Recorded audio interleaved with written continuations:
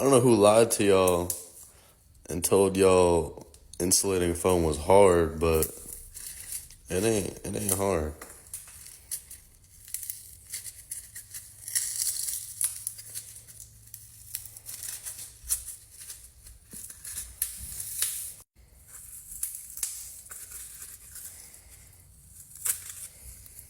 The can of this foam was $5, and a new foam seat for my Sea-Doo is like 150 to 200. So I'd say it worked pretty good.